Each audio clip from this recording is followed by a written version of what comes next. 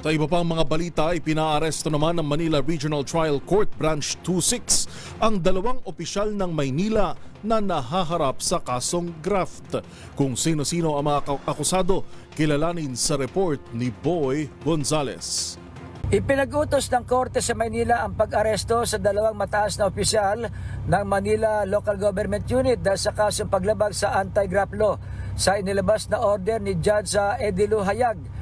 Ang presiding judge ng Manila RTC Branch 26 kabilang sa pinaaresto ay ang mga respondent na sina Charlie Dungo, ang head ng Department of Tourism, Culture and Arts at Administrative Officer Robert Steven Principe.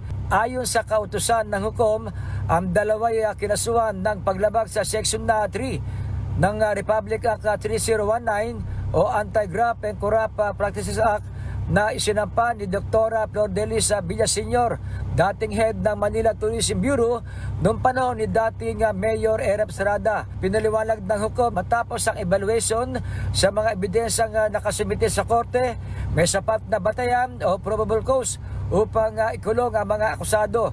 Dahil dito, naglabas ng warrant of arrest si Judge Hayag para sa ika-aresto ng dalawang respondent.